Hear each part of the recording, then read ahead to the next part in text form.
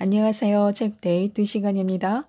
오늘 소개해드릴 책은 피로가 되지 않게라는 책입니다. 인남이 아스시지움, 정경아 옮김, 필름에서 나온 책입니다.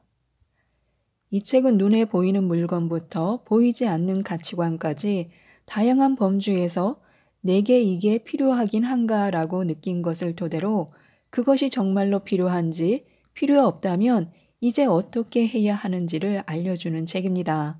멘탈, 소통, 생활습관, 업무 효율, 라이프 스타일에서 피로가 되지 않도록 몇 가지만 살펴보도록 하겠습니다. 인생은 감정을 어떻게 줄이느냐의 문제인데요. 지나친 예민함은 필요 없습니다. 부정적인 기분이 들면 얼른 빠져나오면 됩니다. 힘들지도 모르지만 눈앞에 벌어진 상황을 받아들여야 합니다. 그리고 어떻게 해야 할지를 냉정하게 생각해 봐야 합니다. 그리고 그 과정에서 모두 똑같이 힘들구나 하고 공감하면 변화하는데 크게 도움이 됩니다. 언제까지나 괜스레 공격성을 품고 있는 것보다는 낫습니다. 그런 공격성을 죽이지 않으면 힘들어지는 사람도 있습니다. 무엇보다 힘들다면서 계속 괴로워하기보다는 웃으면서 사는 것이 속 편합니다. 그리고 괜한 자기 과시욕은 필요 없습니다. 어느 분야에나 자기 과시욕이 강한 사람이 있습니다. 게다가 그런 사람은 대개 목소리가 커서 어떻게든 눈에 띕니다. 그래서 마치 사람들 사이에서 큰 영향력을 발휘하는 것처럼 보이기도 합니다. 그들의 원동력 중 하나는 상승지향 욕구라 할 수 있습니다. 상승지향 욕구가 더 나은 나를 더 나은 곳으로 향하게 하려는 의식으로 연결되어 무의식 중에 자기 과시욕이 나오는 것입니다. 능력이 있는 매는 발톱을 숨긴다라는 말이 있습니다. 실력이 있는 사람은 함부로 자기 실력을 드러내지 않는다는 뜻입니다. 사람도 여유가 있어야 매력 있어 보입니다.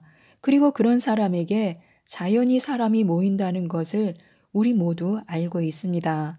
하지만 자기 과시욕이 강한 사람은 자기를 과시하려는 목적이 크기 때문에 타인에 대한 배려심이 거의 없습니다. 이들은 목소리가 커서 겉으로는 설득력이 있어 보이지만 막상 자신의 생각을 거부당하면 그 일에 지나치게 마음을 쓰는 경향이 있습니다. 그런 일에 마음을 쓰기보다는 오히려 거부당한 상황에서도 웃음을 교환하는 아량을 보여야 합니다. 얄팍한 자존심은 필요 없습니다.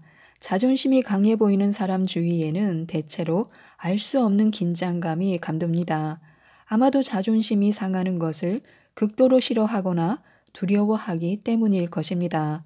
상처받고 싶지 않아서 자기도 모르는 사이에 주변에 벽을 쌓는 것입니다. 다만 그러면 필요 이상으로 다른 사람들에게 마음을 쓰게 되므로 자신에게 이롭다고는 할 수 없습니다. 뭔가 불순한 대우를 받거나 매정한 소리를 듣고도 여유롭게 받아 넘기지 못하면 그 사람은 진짜 자존심이 강한 사람이 아닙니다. 얄팍한 자존심을 버려야 10중 8구 몸도 마음도 가볍게 살아갈 수 있습니다. 진정한 자존심은 그렇게 유약하지 않고 누군가에게 비난을 받는다고 해서 동요하거나 흔들리지 않습니다. 자신감이 있어야 자존심도 있는 법입니다. 메모하는 습관은 필요합니다. 메모는 어떤 일을 할 때 기본 자세입니다. 메모의 장점은 나중에 수정할 수 있고 쓰다 보면 외워지고 증거가 남고 마음이 편해집니다. 기본적으로 메모는 자신을 위해서 하는 것입니다. 다른 사람에게 보여주려고 쓰는 게 아니기 때문에 남의 시선을 신경 쓰지 않고 쓰는 것이 중요합니다. 어떤 수단이라도 활용해서 필요한 내용을 기록하거나 남겨두는 일을 습관화해야 합니다. 거기까지 할 수 있으면 일상 어디에서나 일의 효율은 물론이고 타인과의 소통에서도 효율을 확실히 높일 수 있습니다. 싸니까 산다는 생각은 필요 없습니다. 신기하고 재미있어 보이는 물건을 사는 습관을 가진 사람이라면 쓸데없이 사서 낭비하는 물건이 늘어나기 쉬울 것입니다. 목적이 있든 없든 낭비는 역시나 낭비입니다. 싸다고 사들인 것들이 결국엔 필요 없는 물건이 될 가능성이 아주 높습니다. 그렇다면 설령 정말 싼 물건일지라도 이게 정말 필요한 것일까라고 곰곰이 생각하고 사야 합니다. 이렇게 해야 생활하면서 생기는 불필요한 쓰레기를 없애고 나아가서는 분명 환경에도 좋은 기여를 할 수 있습니다. 저렴한 물건이라도 막 쓰는 게 아니라 잘 쓰는 것이 핵심입니다. 그래서 즐겁게 쓸 수 있을지 잘 쓸 수 있을지를 생각하고 물건을 사는 습관을 들이면 좋습니다. 그렇게만 해도 낭비를 꽤 줄일 수 있습니다. 똑같은 미니멀리즘은 필요 없습니다. 나만의 적정량을 알아야 합니다. 살다 보면 물건은 필연적으로 늘어나기 마련입니다. 일단 살면 짐은 늘어난다라는 현실을 받아들이는 것입니다. 그러고 나서 불필요한 물건을 어떻게 줄일 것인가를 생각하는 편이 낫습니다.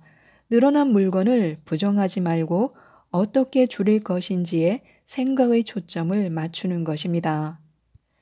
이것만은 처분할 수 없어 라고 생각되는 물건이 나에게 얼마나 있는지 곰곰이 생각해보고 조금이라도 없어도 된다고 여겨지는 물건은 과감하게 버리는 것입니다. 뭐든 다 버리라는 게 아닙니다. 필요 없는 물건은 버리고 필요한 물건만 남기는 것이 진정한 의미에서의 미니멀리즘입니다. 중요한 것은 지금의 나에게 필요하지 않은 것은 무엇일까? 그럼에도 필요한 것은 무엇일까 하고 스스로에게 물어보는 것입니다. 필요하다고 생각했던 것이 상황과 시기에 따라 필요 없는 것이 되기도 합니다. 그래서 소유한 물건들을 정기적으로 점검하고 그때마다 필요하지 않다고 판단되는 것들을 처분하는 것이 좋습니다. 지금까지 이 책에 대해서 말씀드렸는데요. 생활 속에 존재하는 군더더기를 없애는데 많은 도움을 주는 책입니다. 이 책을 읽어보시고 멘탈, 소통, 일, 물건, 습관 등에서 나를 짓누르는 필요한 것들로부터 해방되셨으면 좋겠습니다. 이상 책데이트였습니다. 감사합니다.